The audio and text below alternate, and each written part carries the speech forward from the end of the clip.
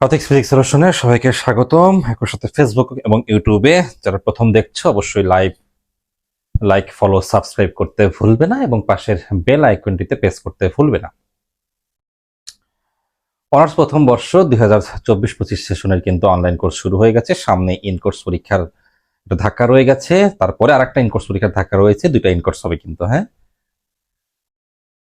তো যারা এনরোল করতে ইচ্ছুক অনলাইন কোর্সে, অনেকেই জানো, অনেকেই কোর্স করছো বা করেছো বা করতেছো বা করবে। আর্থিক ফিজিক্স সলিউশনে প্রতি বছরই কিন্তু অনার্স পদার্থবিজ্ঞানের কোর্সগুলো চালু থাকছে। তো আজকে আমরা একটি ফ্রি ক্লাস নিয়ে এসেছি। কোর্সের বিষয়ে পরে বলি, বা বলেই তো দিয়েছি, অনেকেই জানো। যারা ভর্তি হতে ইচ্ছুক অবশ্যই হ্যাঁ হোয়াটসঅ্যাপে নক দেবে কিংবা ফেসবুকের ইনবক্স করবে। ওকে, হোয়াটসঅ্যাপ নাম্বার কিন্তু ডেসক্রিপশন বক্সে বা পেজের বা চ্যানেলের অনেক জায়গায় দেওয়া আছে। ওকে, তো আজকে আমাদের বিষয়বস্তু হচ্ছে একটি ফ্রি ক্লাস, একটি সুন্দর ফ্রি ক্লাস।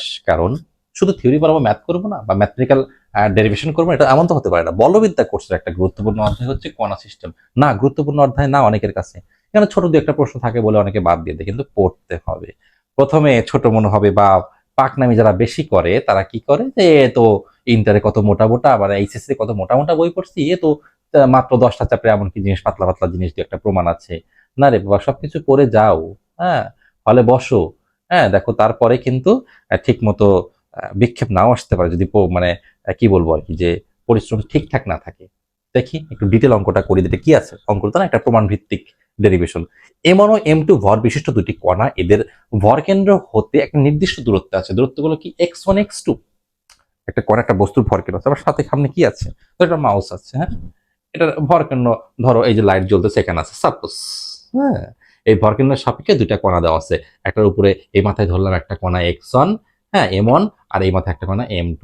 তাহলে এই ভরকেন্দ্র থেকে দূরত্ব কত, x1 এবং x2। এটা x1, এটা x2, এরকম একটা বলা আছে কণা। হ্যাঁ, তাহলে এই মাঝেরটা ভরকেন্দ্র ধরে নিলাম, আর দুই পাশে দুইটা M1 M2 ভরের বস্তু আছে, তার দূরত্ব x1 x2। এখন বলেছে কি, যে দেখা হচ্ছে এত, কোন কনসেপ্ট, ভর ভ্রামকের কনসেপ্ট আমাদের কাজে লাগবে।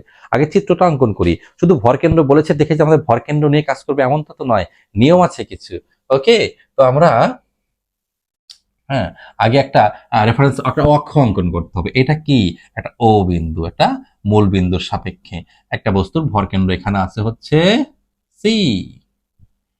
সি, এইটার সাপেক্ষে এই পাশে একটা বস্তু বললাম, একটা কণা হচ্ছে M2, আর এইখানে একটা আছে M1। ওকে, তাহলে এই আমার বর্ণনা কিন্তু লাগবে। আর মূলবিন্দু কি, ও মূলবিন্দু লাগবে রে বাবা, তাছাড়া তো হবে না। মূলবিন্দু লাগবে, রেফারেন্স পয়েন্ট লাগবে, তাছাড়া তো তুমি কোল পাবে না, বা ভর ভ্রামক তুমি নির্ণয় করতে পারতেছো না। আচ্ছা ঠিক আছে, তাহলে এইটুকুর দূরত্ব কত? হ্যাঁ, আমি সিটা একটু উপরে লিখতেছি, আর নিচে আমি একটু কাজ করব।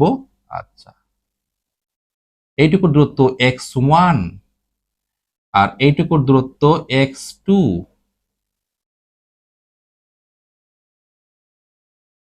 Clear, according to question. Okay, এখন কথা হচ্ছে যে মূল বিন্দু হতে ভরকেন্দ্রের দূরত্ব কত? হ্যাঁ, আমি এখানে এটা লিখছি না, ভালো কথা। ওকে,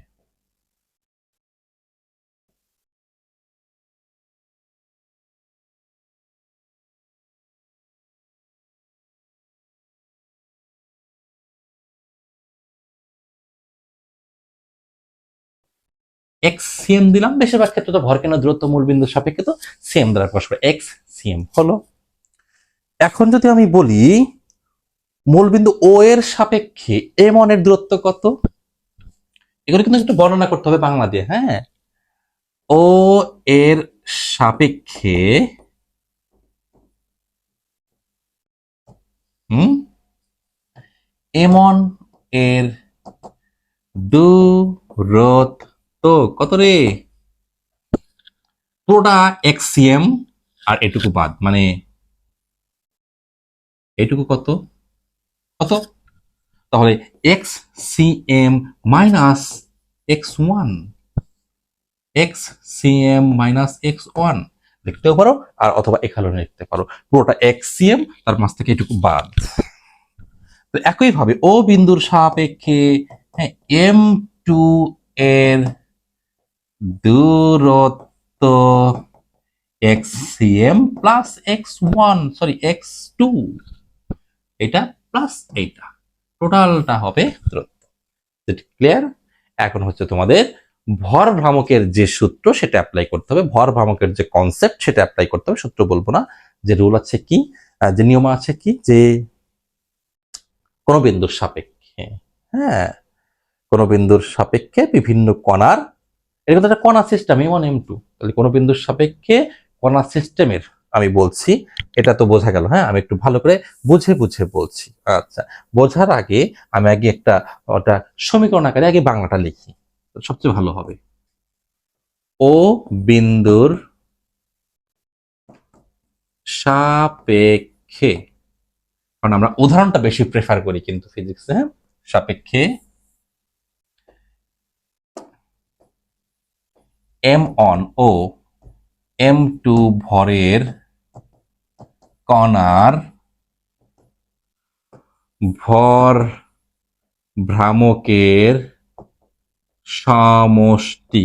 যদি বলে স্যার ভর ভ্রামক কি, ভর ভ্রামক কি জানতে হলে এটা লেকচারের সিরিয়াল অনুযায়ী ক্লাস করতে হবে, তাই না? কোর্সে এগুলো পড়ানো হয়। ভর ভ্রামক হচ্ছে ভর গুণন দূরত্ব, এটা আমরা আসতেছি আর কি। হ্যাঁ, ভর ভ্রামকের সমষ্টি ইকুয়াল টু, তাহলে ও হচ্ছে এখানে রেফারেন্স পয়েন্ট বা মূলবিন্দু, যাই হোক, ও বিন্দু সাপেক্ষে কণা সমূহের, কণা সিস্টেমের কণাগুলোর ভর ভ্রামকের সমষ্টি। এখন ও বিন্দু তুমি যখন বাংলাটা লিখবে, প্রথমে লিখবে এইভাবে যে কোন বিন্দুর সাপেক্ষে কণা সিস্টেমের, আবার বলছি, কোন বিন্দুর সাপেক্ষে কণা সিস্টেমের কণা সমূহের, হ্যাঁ, ভর ভ্রামকের সমষ্টি কার সমান? আমি বলি কার সমান?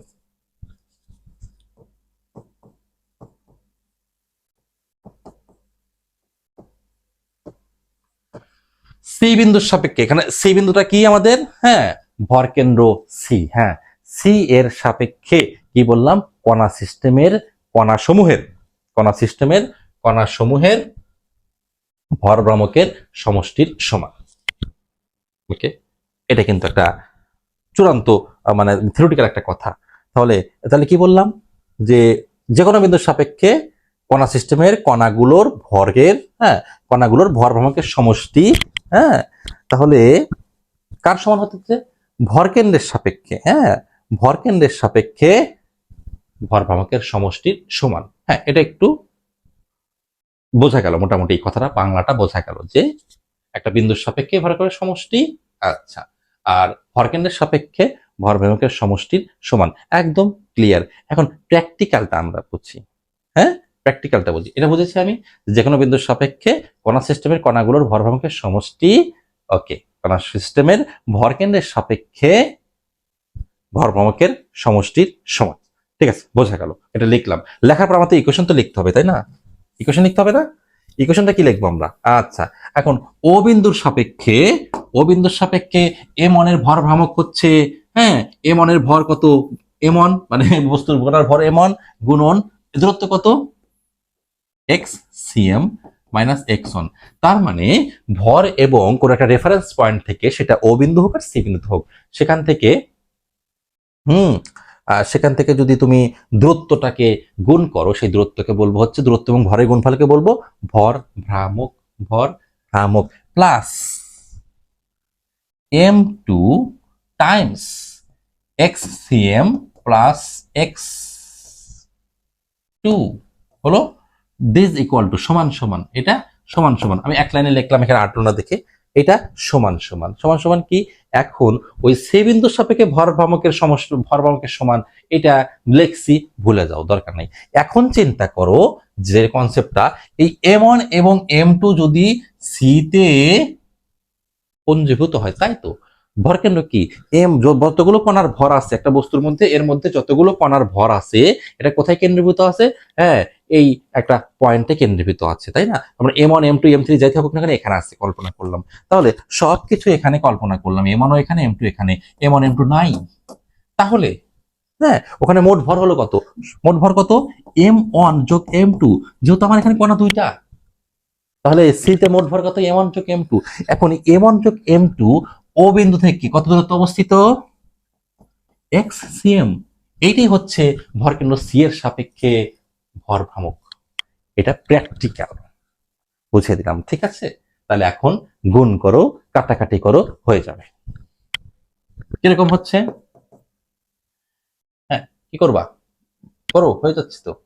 m1 xcm minus m1 x1 plus m2 xcm plus m2 x2 this equal to মানে সমান, আমি এগুলো মুছে দিচ্ছি, হ্যাঁ।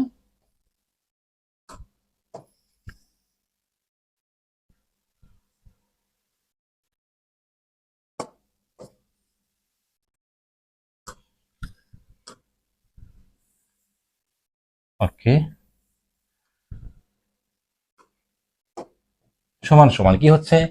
m1 xcm plus m2 xcm, হুম, m1 xcm m1 xcm cross m2 xcm m2 xcm cross থাকলো কি বেজ অন আর দ্যাট অন নাকি? তাহলে কি থাকতেছে? আমি এখানে লিখছি, তো কি থাকতেছে? m minus m1 x1 plus m2 x2 equal to 0। That means যদি সাইড চেঞ্জ করি m2 x2 m1 x1, very simple. তাহলে কি আর কি প্রমাণে চেয়েছে? করে ফেলি আমরা। x1টাকে উপরে রাখলাম, x2 কে নিচে দিলাম। আমার দরকার তো এইটাই নাকি? আগে আমি সাইড চেঞ্জ, অনেকে বলে বাম ডাইন বাম ডাইন, বাম ডাইন করার দরকার নাই, লেফট রাইট করার দরকার নাই। এটা লেখো, এটা লেখার পরে দেখো তো x1 এর সাথে কি ছিল? m1। x1 এর সাথে আর গুণ করলে কি হবে? m1, ঠিক আছে। x2 এর সাথে কি ছিল? m2, আর m2। কে বলে ডায়াল খারাপ? হ্যাঁ, আসলেই খারাপ না, মজা আছে যদি বুঝে বুঝে করো। তাহলে কোন একটা বিন্দুর রেফারেন্স পয়েন্টের সাপেক্ষে সবগুলোর ভর ভ্রামক সমান সমান, সবগুলো ভর যদি সি তে কল্পনা করো, ওই রেফারেন্স পয়েন্টের সাপেক্ষে ওই সি এর ভর ভ্রামকের সমষ্টির সমান। এই তো। তো আজকে এই পর্যন্ত থাকবে, নেক্সট ক্লাস দেখার আমন্ত্রণ রইল। সকলকে অসংখ্য ধন্যবাদ।